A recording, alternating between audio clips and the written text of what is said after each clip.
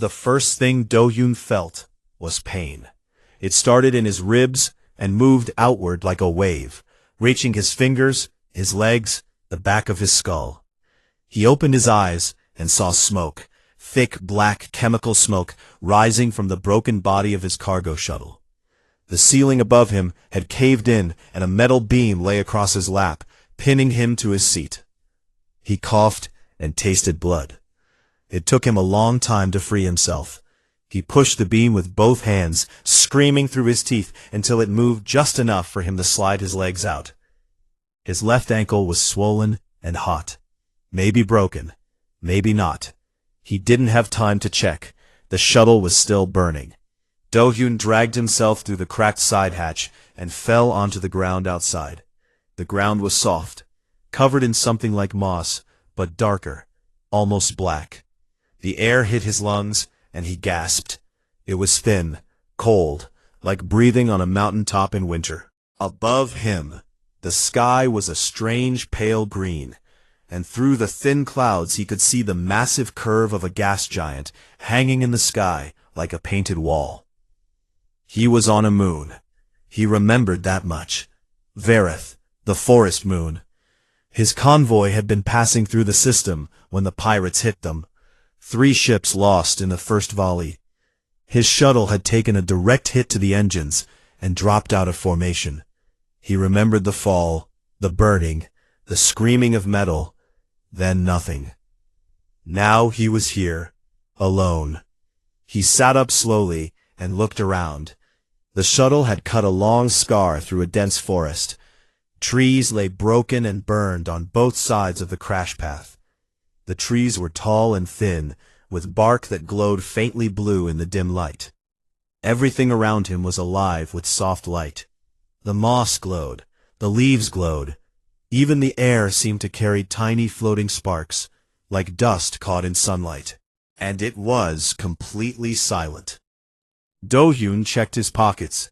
He had a multi-tool, a small med kit, and a cracked datapad that flickered when he turned it on. He went back into the shuttle and searched through the wreckage. He found emergency rations, enough for maybe 6 days if he was careful, a thermal blanket, a water purification tablet pack. His communication unit was destroyed, just a mess of melted wire and cracked glass. No way to call for help, no way to know if anyone was coming. He sat down on a rock outside the shuttle and took a long, slow breath. Then he started working. By the end of the first day, he had built a small shelter using a piece of the shuttle's hull propped against a rock face. He had found a stream nearby and purified enough water to fill 2 containers. He had cleaned and wrapped the cut on his forehead and taped his ribs as best he could. His ankle was not broken, just badly twisted. He could walk on it if he was careful. He built a fire using a fuel cell from the shuttle. The flame burned clean and bright, and its warmth pushed back the cold that crept in as the sky darkened. Vareth's nights were long. He remembered that from the mission briefing. 14 hours of darkness. The briefing had also said something else. Something about the moon's inhabitants. Hostile fauna. No contact protocols established. Avoid at all costs. Do-hyun stared into the fire and tried not to think about what that meant. He didn't know that he was already being watched. High on the ridge above the crash site, hidden behind a fallen tree covered in glowing fungus, a figure crouched in the darkness. She was tall, taller than any human, with long, powerful legs that bent backward at the knee. Her body was covered in dark silver fur that blended perfectly with the shadows. Her eyes were large and amber, and they caught the light of Do-hyun's fire like 2 small moons. Her name was Sumi, and she was a scout of the Kirath pack. She had been running her usual patrol route when she heard the crash. She had followed the smoke and the broken trees to this place, and she had been watching ever since. She watched the human pull itself from the wreckage. She watched it struggle and bleed and limp. She watched it build its little shelter and its little fire. She watched it sit alone and stare at the flames with a look she did not understand. The creature was small, soft. It had no claws, no fangs, no fur to protect it from the cold. It moved slowly and made sounds, quiet sounds, like it was talking to itself. It did not seem dangerous, but Sumi knew better than to trust appearances. The last off-worlders who came to Varath had seemed harmless too, until they burned 3 Kirath dens and killed 4 members of the outer pack. Sumi turned and ran back through the forest, silent as a shadow. The pack's den was deep in a ravine, hidden under a canopy of ancient trees. When Sumi arrived, the others were already gathered. She went straight to Yuna. Yuna was the alpha. She stood a full head taller than anyone else in the pack, and her body carried the scars of every fight she had ever won. A long, jagged mark ran from her left ear to her jaw. Her fur was darker than the others, almost black, and her amber eyes burned with a constant, quiet fire. She listened to Sumi's report without moving. When Sumi finished, Yuna spoke. Her voice was low and rough. "Kill it or drive it out." Teho, her bonded mate and second in command, stepped forward. He was leaner than Yuna, calmer, with a mind that moved like water around rocks. "If we kill it and more come looking for it, they will find the dens. We should watch first." Unji, the elder healer, sat in the back and said nothing for a long time. Then she spoke in her thin, careful voice. "I have seen many off-worlders in my years. Not all of them burned. Some just passed through. Let us see which kind this one is." Yuna looked at them both. Her claws pressed into the stone floor. Every part of her wanted to end this now, quickly, before it could become a threat. But Teho was not wrong, and Unji was old and had earned the right to be heard. 3 days, Yuna said. "We watch for 3 days. If it moves toward the dens, if it sets traps, if it does anything I do not like, I will end it myself." The pack accepted the decision. Sumi was sent back to watch. That night, alone in his shelter, Do-hyun heard howling. It came from deep in the forest, rising and falling, like a song made of grief and warning. It echoed off the rocks and filled the air until it seemed to come from everywhere at once. Do-hyun did not move. He did not reach for a weapon because he did not have one. He sat very still beside his fire, pulled his thermal blanket tighter around his shoulders, and waited. His heart was beating fast. His hands were shaking, but he did not run. On the ridge above, Sumi watched him. She saw him hear the howl. She saw him choose to stay still. She tilted her head slightly, the Kirath gesture for something that did not quite make sense.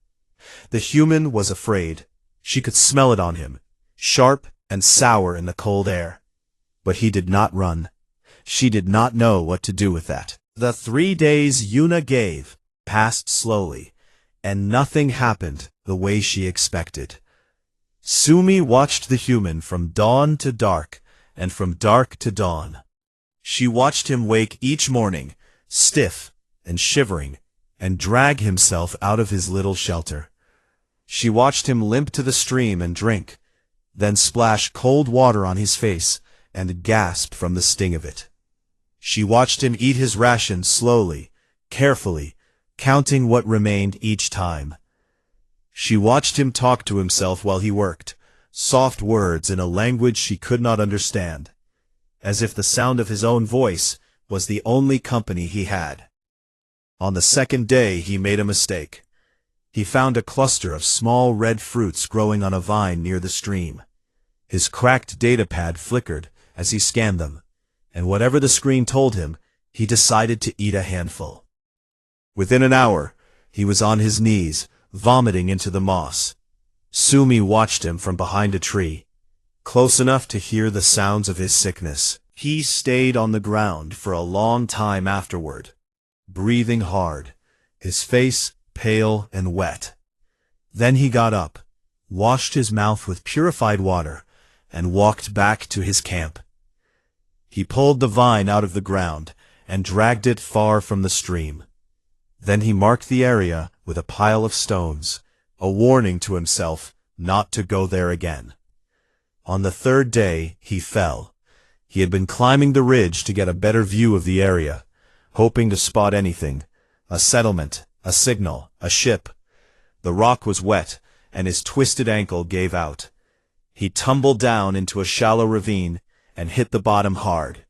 Sumi heard the crack of impact and the sharp cry he made. She moved closer, almost breaking cover, before she caught herself. He lay at the bottom for several minutes. Then he sat up, held his side, and began to laugh. It was not a happy sound. It was the sound of a creature that understood how bad things were, and had decided that laughing was better than the other options. He climbed out of the ravine on his hands and knees, bruised ribs and all, and limped back to camp. By the end of the third day, Sumi returned to the den and gave her report. "He has no weapons," she said. "He has not set traps. He has not tried to explore toward our territory. He spends most of his time fixing things and collecting water. He buried the waste from his broken ship so it would not poison the ground near the stream." Yuna's ears flattened. She had expected something different. She had expected aggression, expansion, the smell of smoke and destruction. Instead, she got a picture of a soft, broken creature, trying very hard not to die. "He is still a threat," Yuna said. "He is barely surviving," Teho answered quietly. Yuna extended her claws and then pulled them back. She gave Sumi another 3 days. It was during this second period of watching that the cubs began their trouble. Hajun and Nari were the youngest in the pack. They were Yuna and Teho's children, born in the same litter, and they were everything their mother feared and everything their father secretly enjoyed. Hajun was the bigger one, always pushing forward, always climbing things he should not climb. Nari was smaller and quieter, but she noticed everything. She could spot a beetle from across a clearing and would sit perfectly still watching it for an hour. The cubs were supposed to stay near the den. They were too young to join patrols, too small for their adult fur to have grown in, and too curious for anyone's comfort. Unji was usually tasked with watching them, but Unji was old and moved slowly, and the cubs had learned exactly how far they could push before she noticed they were gone. The crash site fascinated them. The strange smells, the odd glowing pieces of metal, the sounds the human made. They had crept to the edge of the camp on the 4th night, hiding in the undergrowth, watching Do-hyun tend his fire. They had never seen fire before. The Kirath did not use it. To them, it was magic. A bright living thing that danced and crackled and pushed the darkness away. They came back the next night, and the night after that. Do-hyun did not see them, but he found their marks, small claw scratches on the soft bark of the trees near his camp. Too low to the ground to belong to anything adult-sized. Tiny prints in the moss that looked like the footprints of some animal, but arranged in a pattern that felt deliberate. Something was visiting him. Something small. He thought about it for a while, sitting by his fire, turning his multi-tool over in his hands. Then he took a portion of his rations, a small block of protein paste and 2 nutrition crackers, and placed them on a flat rock at the edge of his camp. He stepped back and returned to his shelter. He was not setting a trap. He was leaving a gift. The next morning, the food was gone. In its place, sitting neatly on the rock, was a small stone. It was smooth and round, and had a faint blue glow, like the trees. Someone had put it there. Someone with small hands. Do-hyun picked up the stone and looked at it for a long time. Then he smiled, a real smile, the first one since the crash, and put it in his pocket. He left food again the next night, and the night after. Each time, the food disappeared. Each time, something small was left behind. A feather, a piece of bark, twisted into a spiral, a tiny bone, cleaned and white, placed with care. Do-hyun collected them all. He lined them up on a ledge inside his shelter and looked at them before he went to sleep, like they were treasures.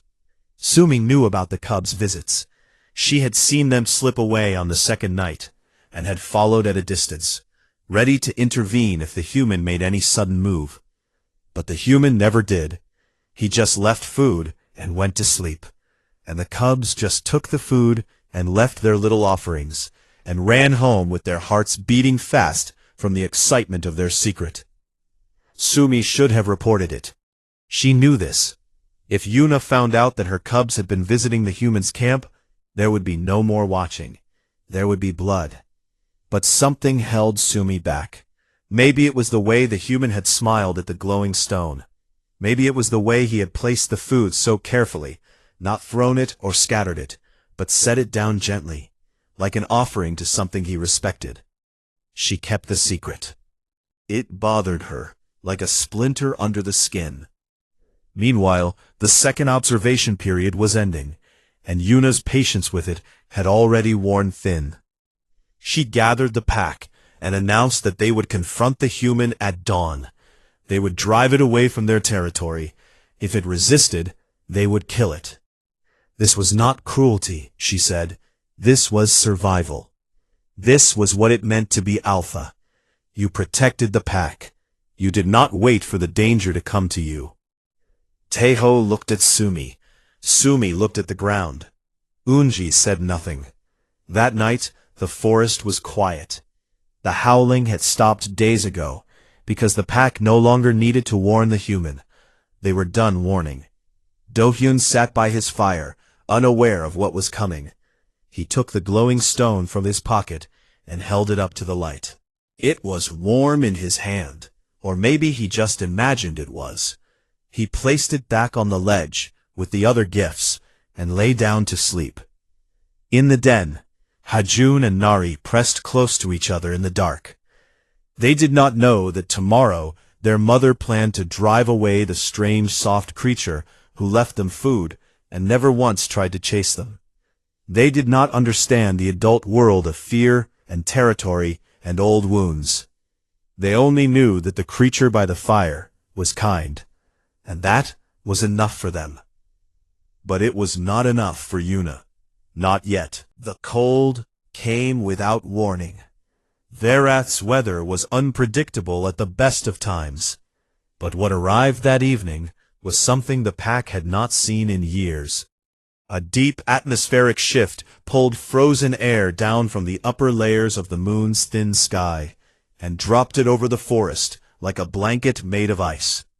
The temperature fell so fast that the glowing moss on the trees dimmed, and the stream near Do-hyun's camp began to freeze at the edges within an hour. In the Kirath den, Eunji felt it first. Her old bones always knew when the cold was coming. She called out to the pack, and the adults began their preparations immediately. They sealed the den entrances with packed earth and dried moss. They pulled the youngest members into the deepest chambers where the rock held warmth from the day. They gathered close, fur pressed against fur, sharing body heat the way they had done for generations. Yuna moved through the den with sharp, efficient commands. Every patrol was recalled. Every entrance was checked. She counted heads as each member arrived, her amber eyes scanning the darkness. Taeho came in with the last patrol group, frost already forming on his fur. "Everyone is accounted for," he said. Yuna nodded. Then she turned toward the inner chamber where the cubs slept. It was empty. For one heartbeat, the world stopped. Yuna stood at the entrance of the chamber and stared at the empty bedding, the small hollow where her children had curled up that afternoon. She felt her chest tighten. She felt her claws slide out without thinking. "Where are they?" she said. Her voice was very quiet, which was worse than shouting.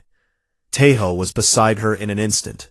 He dropped his head to the bedding and breathed in. The scent was hours old. The cubs had left long before the cold arrived. "They went toward the ridge," he said. His voice was steady, but his eyes were not. The direction of the crash site. The direction of the human. Yuna turned and ran. She did not wait for the others. She did not give orders. She simply ran, faster than she had ever run, through the sealed entrance that she tore open with her claws, out into the killing cold. Teiho was right behind her. Sumi followed without being asked. 3 more members of the pack came after, moving in tight formation through the frozen forest.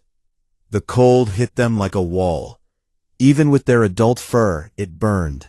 The air was so cold that it hurt to breathe. Every inhale felt like swallowing broken glass. The trees around them groaned and cracked as their sap froze. The glowing moss had gone completely dark, and the forest was blacker than any of them had ever seen it. Yuna ran and felt nothing but fear. Her cubs were out here. Her cubs were out in this, and they were small, and their fur was thin, and they did not know how to survive a night like this. No young Kirath could. The cold would take them in hours, maybe less. She would find them. She would find them, or she would tear the moon apart trying. Far ahead at the crash site, Do-hyun was already fighting the cold. He had felt the temperature drop and known immediately that this was dangerous. His thermal blanket was rated for cold weather, but not for this. His fire was burning, but the fuel cell was running low, and the wind was pulling the heat away as fast as he could make it. He piled rocks around the fire to create a windbreak. He sealed the gaps in his shelter with packed mud and moss. He put on every layer of clothing he had and wrapped the thermal blanket around his shoulders. It was not enough. He could feel the cold creeping into his bones, into his fingers, into the spaces between his ribs where the bruises still ached. He was shivering so hard that his teeth hurt. Then he heard the sound, a thin, high whimpering that came from the darkness beyond his camp. It sounded like a crying child, and it hit Do-hyun somewhere deep in his chest, in a place that had nothing to do with logic or survival.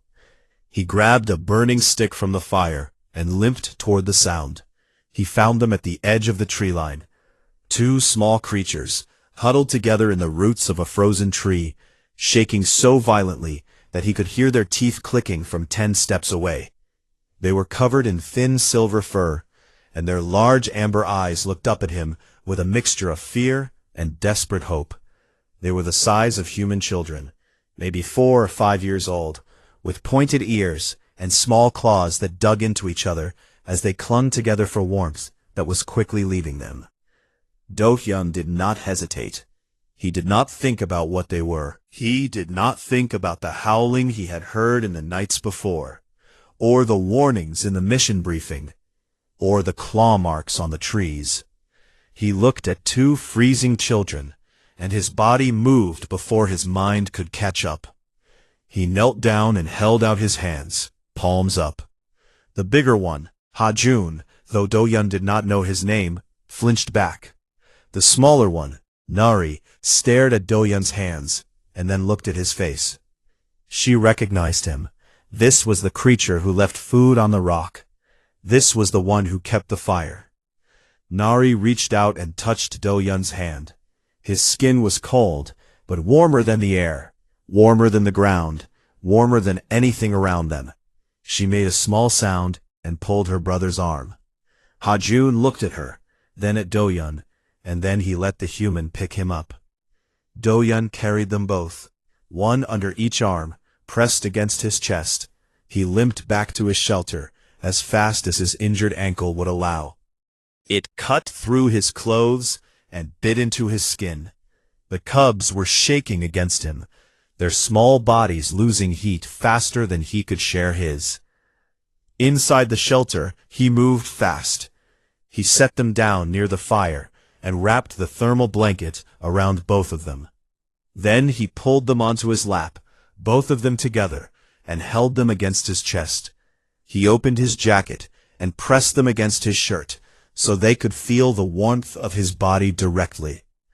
He wrapped his arms around them and held them tight.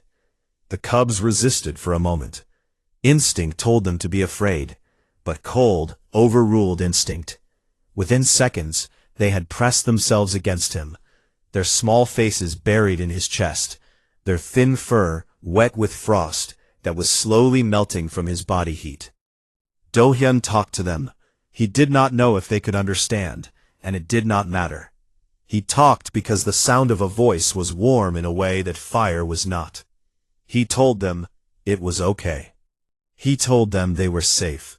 He told them the cold would pass and the morning would come.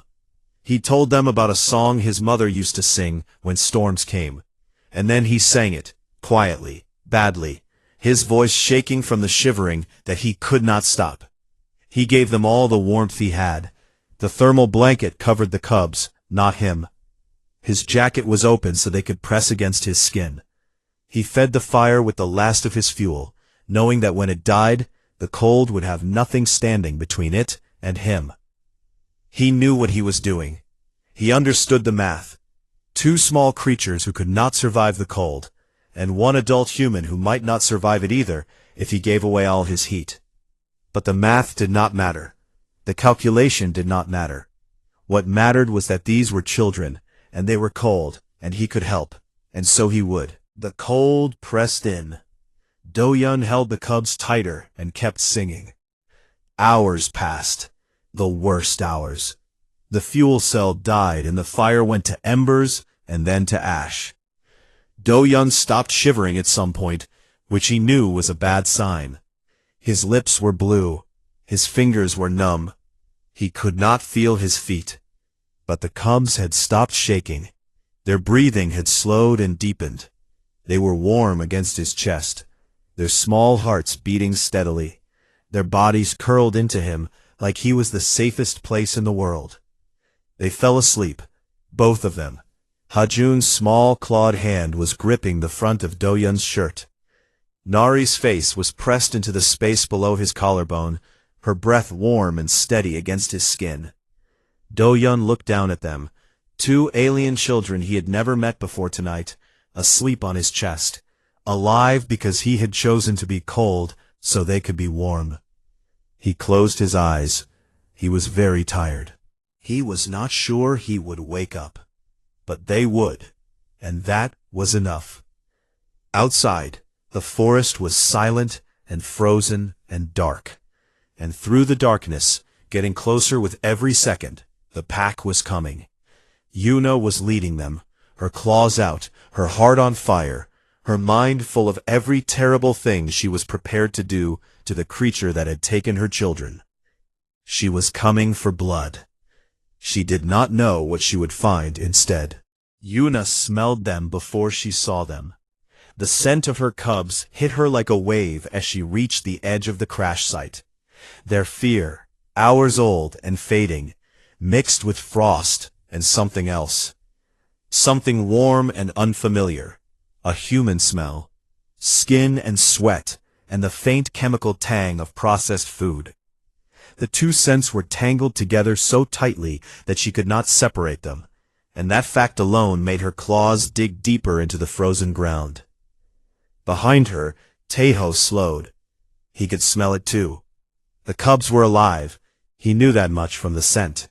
Dead things smelled different.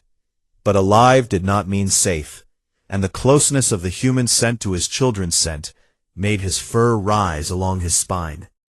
Sumi moved ahead of the group, low and silent, her body pressed to the ground as she approached the camp. She reached the edge of the shelter first and looked inside. Then she stopped. She did not move.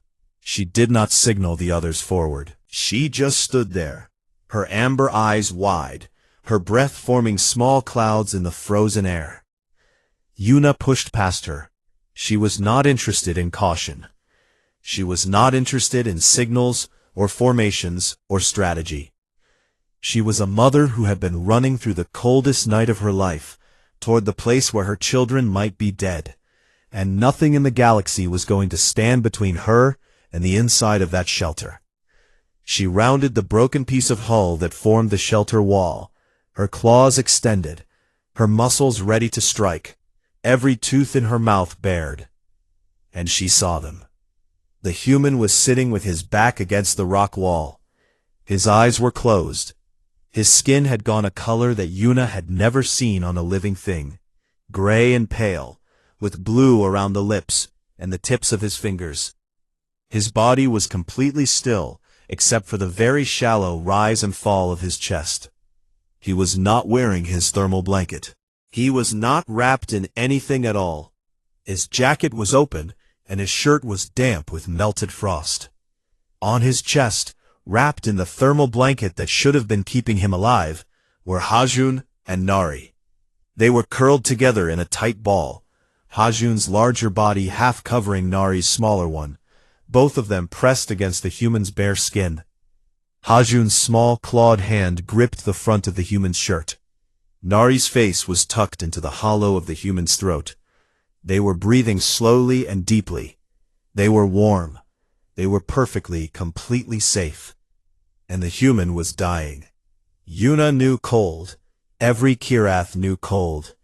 She knew what it looked like when a body gave up its heat, when the blood pulled away from the skin and retreated to the core, when the shivering stopped because there was nothing left to shiver with. The human had passed that point hours ago. He had given everything he had, his blanket, his warmth, his fire, his body, to two creatures he did not know, two creatures whose mother was coming to kill him, and he had kept nothing for himself. Yuna's claws stayed extended. Her teeth were still bared, but her body would not move. Something had broken inside the mechanism of her rage, and she stood there in the entrance of the shelter, the most dangerous thing on this moon, unable to take a single step forward. Tejo appeared beside her. He looked inside, and his breath caught. For a long moment, neither of them spoke. The only sound was the soft breathing of the cubs and the thin whistle of wind through the broken shuttle. "Yuna," Tejo said softly. She did not answer. The rest of the pack gathered behind them, one by one. They looked over Yuna's shoulders and through the gaps in the shelter walls, and what they saw made them go very quiet. These were hunters. They had killed to protect their territory, and would do so again. But they were also parents and siblings and children themselves, and every one of them understood what they were looking at. The human had chosen to die so the cubs could live. There was no other way to read it. The blanket was on the children. The heat was in the children. The human had nothing. He had made the choice, and he had not wavered from it, and now he was sitting in the ruins of his broken ship on an alien moon, with two small lives sleeping peacefully on his chest, while his own life slipped away. Sumi stepped forward. Her eyes were wet. Kirith did not cry the way humans did, but their eyes produced a clear fluid when emotion overwhelmed them, and Sumi's eyes were shining in the dim light. She looked at Yuna and waited. Yuna still did not move. Her claws were still out, but they were trembling now, and not from the cold. Then Do-hyun opened his eyes. His eyelids fluttered and then opened halfway, unfocused and heavy. He saw shapes in the darkness, large shapes, silver fur, glowing amber eyes, so many eyes. He was surrounded by them.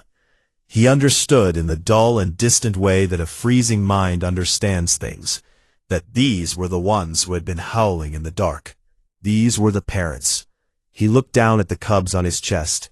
They were still asleep, still warm, still safe. He looked back up at Yuna.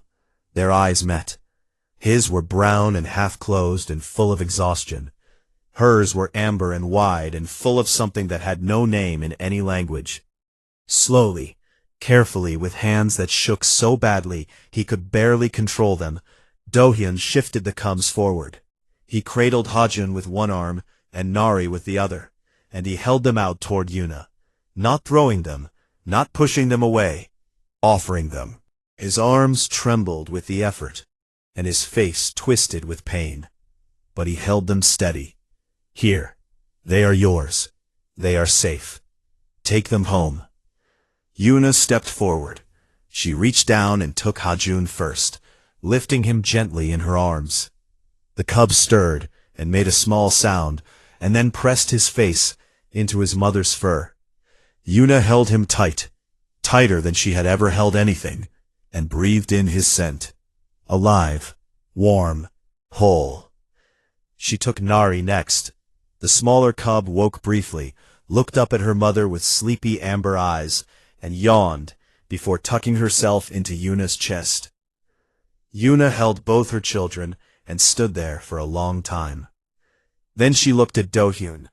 He had slumped back against the wall. Without the cub's warmth against him, the cold was taking what little he had left.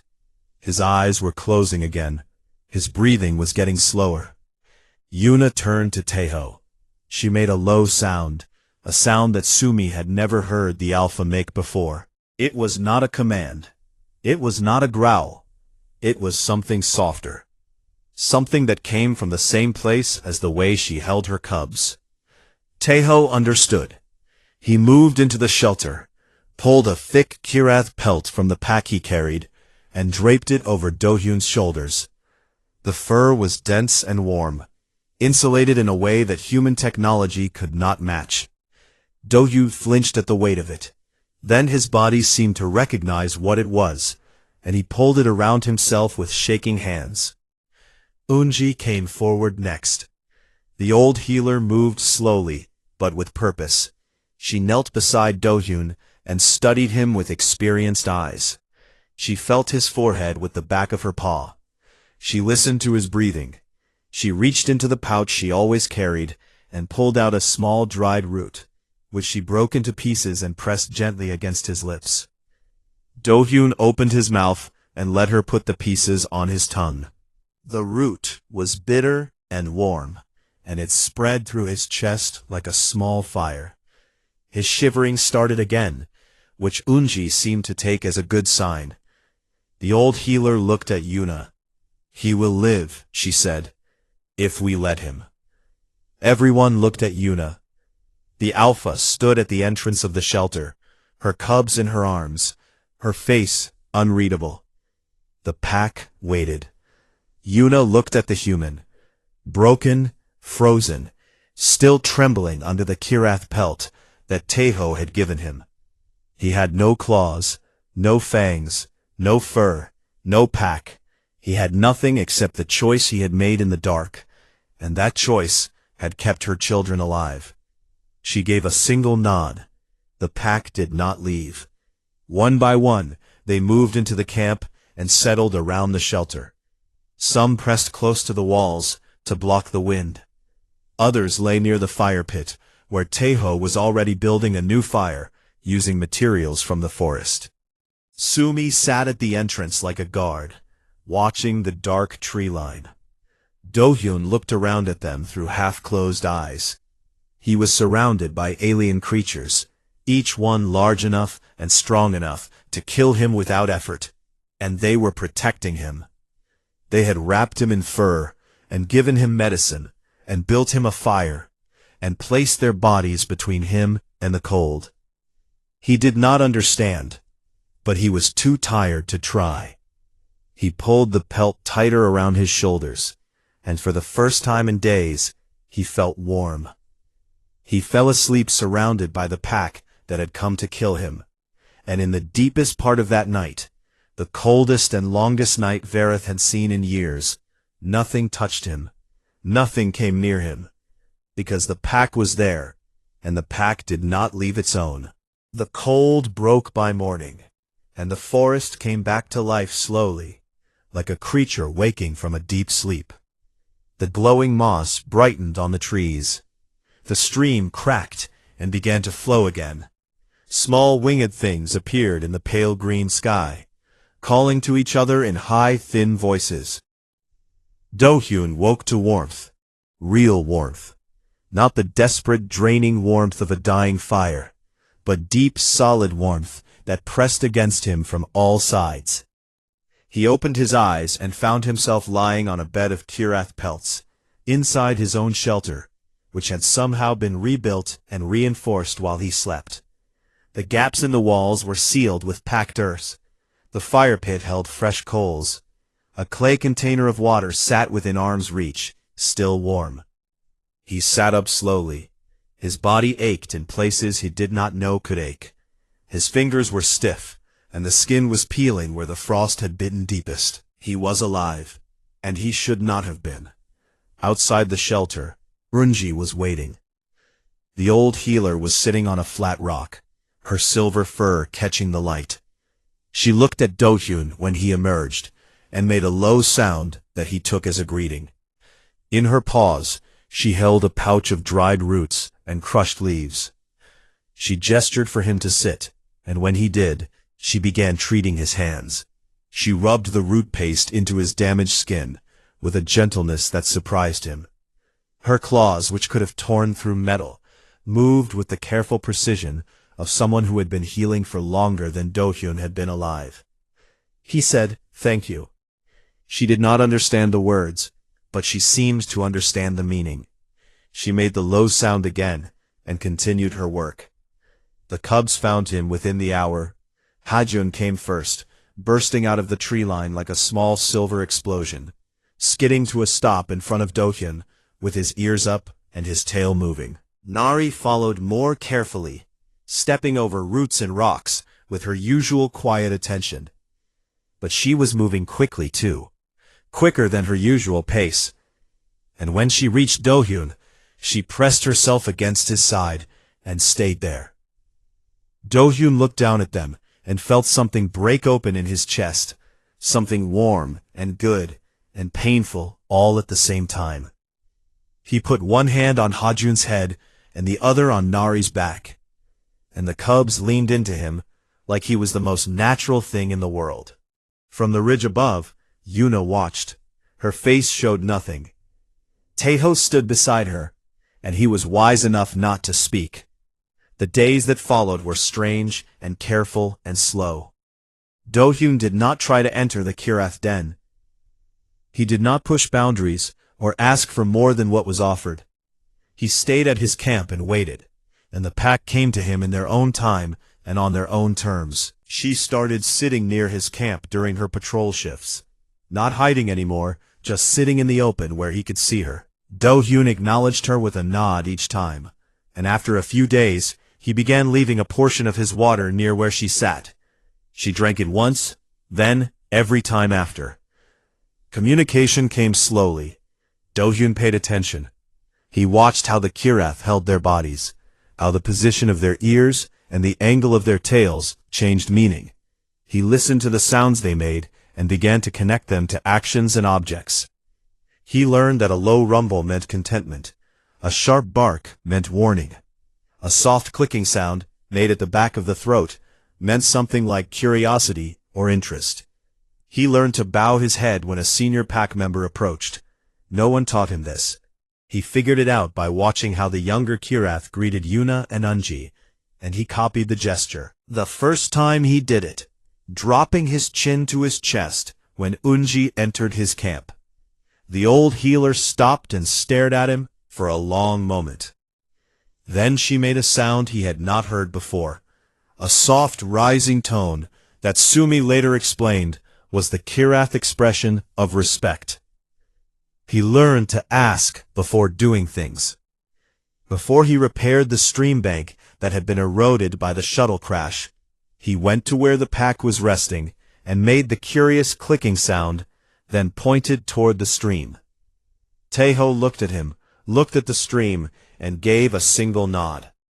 Do-hyun fixed the bank. The next day, 2 younger pack members helped him carry rocks without being asked. He fixed things. That was what Do-hyun did. He was a cargo engineer, and engineers fix things. He figured out how to improve the pack's water collection by building a simple filtration system using parts from the shuttle. The water came out cleaner and clearer, and when Unji tasted it, she made the respect sound again. He showed Taeho how to use a reflective panel from the shuttle to direct sunlight into the den entrance, warming the inner chambers without fire. Taeho studied the panel for a long time, turning it over in his hands, and then carried it to the den himself. Do-hyun never took credit. He never stood over what he built and waited for praise. He fixed things, showed the pack how they worked, and stepped back. This mattered more than he knew. The Kirath valued contribution without dominance. A pack member who served without demanding was trusted. One who gave without keeping score was valued. Do-hyun did these things by instinct, because that was the kind of person he was, and the pack noticed. But Yuna did not warm to him. She watched him every day. She watched him with the cubs, with Sumi, with Unji, with Taeho. She watched him fix the water, and warm the den, and bow his head, and ask permission. And she waited. She waited for the mask to slip. She waited for the moment he would reveal what he really wanted, what he was really after. Because in Yuna's experience, every outsider wanted something, and kindness was just the bait on the trap. She watched him teach Ha-jun how to hold a tool. The cub had been fascinated by Do-hyun's multi-tool and had been trying to use it by biting it, which did not work. Do-hyun sat beside him and gently guided his small paws around the handle, showing him how to grip and turn. He was patient. He did not get frustrated when Ha-jun dropped it, or when the cub accidentally cut a small scratch in the shelter wall. He just picked it up and showed him again. She watched him step between Nari and a venomous insect that had crawled into the camp.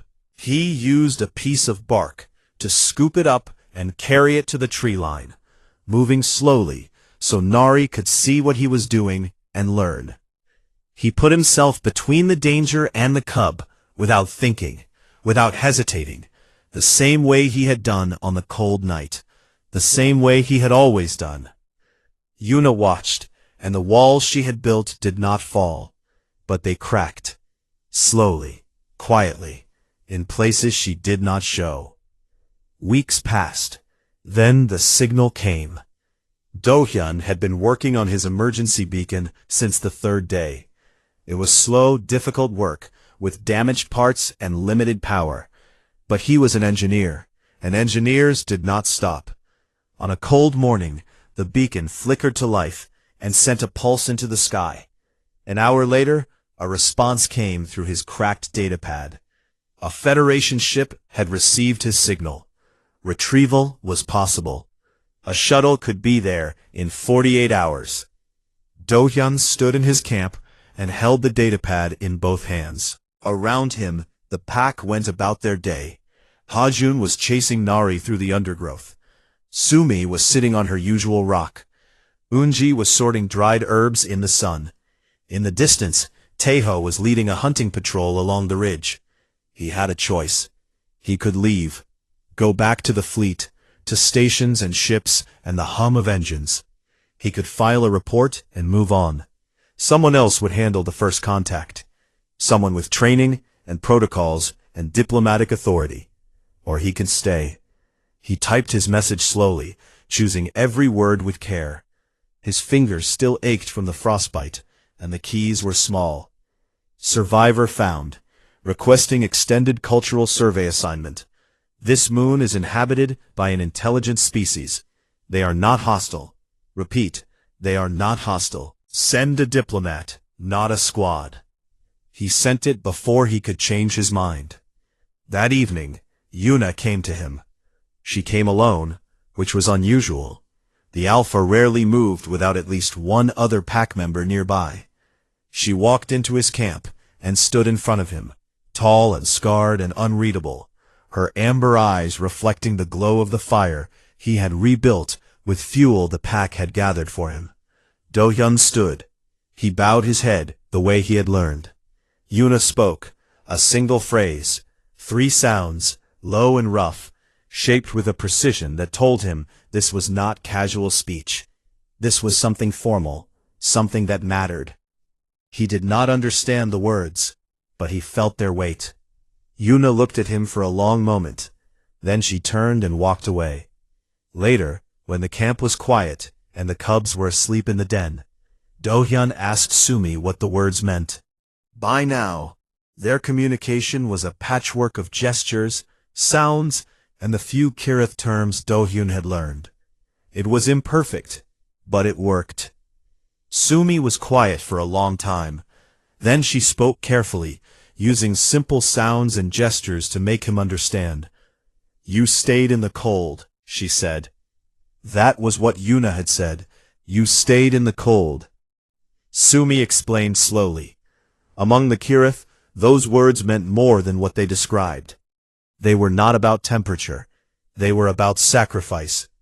They were said to someone who had put the pack's survival above their own. Who had held the line when holding the line meant losing something. Who had chosen pain for themselves so others would not have to feel it. It was the highest thing one Kirith could say to another. It meant you have suffered for us, and we see it, and we will not forget. It meant you are not outside. You are not other. You are ours. It meant you are pack. Do-hyun sat with those words for a long time. The fire crackled. The forest hummed with quiet life. Somewhere in the den, Hajun muttered in his sleep, and Nari shifted closer to her brother. Months later, Do-hyun sat at the edge of the Kirath settlement. The settlement had grown since he arrived. New structures, built with a combination of Kirath methods and human engineering, stood among the ancient trees. The water ran clean through the filters he had built. The dens were warm with reflected light. Unji had taught him to prepare 3 different medicines from forest plants, and he had taught her how to sterilize wounds with the chemicals from his medkit. Hajun and Nari were at his feet, as they always were. Hajun was trying to take apart a broken scanner with the multi-tool. Nari was watching a beetle crawl across a stone, perfectly still, perfectly focused. In the distance, a Federation diplomatic shuttle descended through the pale green sky. Its lights blinked against the clouds as it slowed and began its landing approach. Yuna stood beside him. She watched the shuttle come down, and her body was tense, her ears forward, her claws not out, but ready. Old instincts, old fears. Do-hyun put his hand on her arm, gently, briefly, just a touch, just enough to say, I am here, and this is not the same as before, and I will not let them hurt you. Yuna looked at his hand, then at his face, then back at the shuttle. She did not pull away. The shuttle landed in the clearing. The engines wound down. A hatch opened, and figures in Federation uniforms stepped out into the light of an alien forest. They saw a human standing beside a towering alien, 2 small creatures playing at his feet, and a dozen amber eyes watching them from the trees. They saw something they had not expected and could not yet understand. Do-hyun walked forward to meet them. Behind him the pack watched and waited and did not run. The first humans who came to Verath brought fire and ruin. The one who stayed brought something the Kirath had no word for. Yunji, after many long nights of thought, eventually made one. She said it to Do-hyun on a quiet evening, while the cubs slept and the forest glowed. And when Sumi translated it for him, he had to look away because his eyes were burning. The closest translation in any human language was simply this: warmth that chooses.